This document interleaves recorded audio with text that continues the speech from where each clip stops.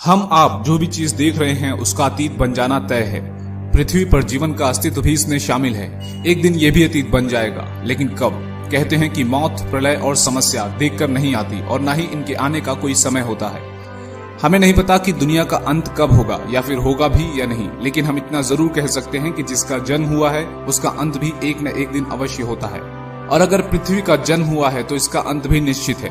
आपको भले ही यकीन ना हो, लेकिन जीवाश्मों के अध्ययन के मुताबिक पृथ्वी पर जीवन के अस्तित्व को करीब 3.5 अरब साल हो चुके हैं। इतने समय में पृथ्वी ने कई तरह की आपदाएं झेली हैं, जैसे पृथ्वी का जम जाना या अंतरिक्ष की चट्टानों का टकराना, प्राणियों में बड़े पैमाने पर जहर का फैलना या जलाकर सब कुछ राख कर देने वाली रेडिएशन।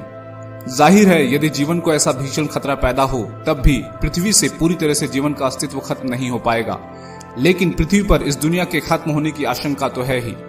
हालांकि कई सभ्यताओं और धर्मों में भी पृथ्वी पर प्रलय, कयामत या विनाश की भविष्यवाणियां की गई हैं, लेकिन कम से कम आज तक तो वो सभी भविष्यवाणियां झूठी ही साबित हुई हैं। इसलिए आज हम इस वीडियो में भविष्यवाणियों की नहीं बल्कि विज्ञान पृथ्वी के अंत के बारे में क्या कहता है ये जानेंगे। आइए देखते हैं विज्ञान पृथ्वी के अंत के बारे में क्या तर्क देता है। पृथ्वी का अंत 2060 में होगा।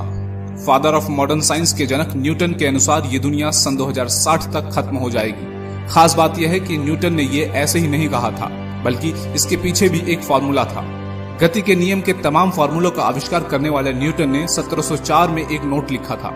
उस नोट में ये कहा गया था कि एक ऐसा समय आएगा कि पृथ्वी की घूमने की गति बदल जाएगी, जिससे दिन और रात आधे हो जाएंगे और वर्ष 2060 के बाद पृथ्वी पर समय बिल्कुल ही खत्म हो जाएगा। यानी किसी भी सूरत में ये दुनिया 2060 से आगे नहीं बढ़ने वाली।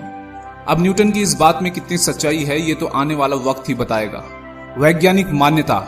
वैज्ञानिकों को आशंका है कि आने वाले समय में एक्स नाम का एक ग्रह धरती के काफी पास से गुजरेगा और अगर इस दौरान इसकी टक्कर पृथ्वी से हो गई तो पृथ्वी को नष्ट होने से कोई नहीं बचा सकता। लेकिन कई वैज्ञानिक ऐसे भी हैं जो इस बात से साफ इनकार करते हैं। उनका मानना है कि ब्रह्मांड में ऐसे कई ग्रह और उल्कापिंड है जो कई बार धरती के नजदीक से गुजर चुके हैं और उन्हें अभी इनसे कोई खतरा नजर नहीं आया।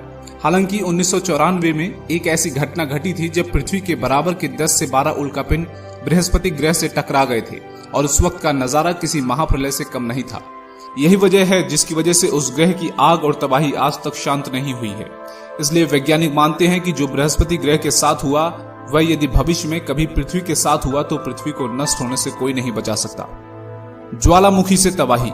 संभव है कि पृथ्वी पर जीवन ज्वालामुखियों के विस्फोट से 25 करोड़ साल में खत्म हो जाएगा।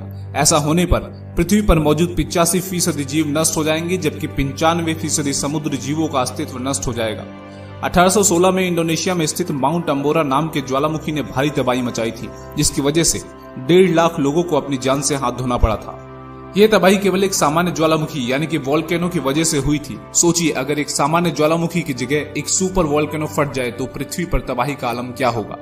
सुपर वोल्केनो के फटने के दौरान ज्वालामुखी से जो लावा निकलेगा वो ब्रिटेन के आकार से लगभग 8 गुना बड़ा होगा और इस वोल्केनो के फटने से आसमान में बहुत बड़े काले धुएं के बादल बन जाएंगे जो सालों तक सूरज की किरणों को धरती पर आने से रोके रखेंगे, जिसकी वजह से पृथ्वी से जीवन गायब होने लगेगा और धरती का विनाश होना प्रारंभ हो जाएगा।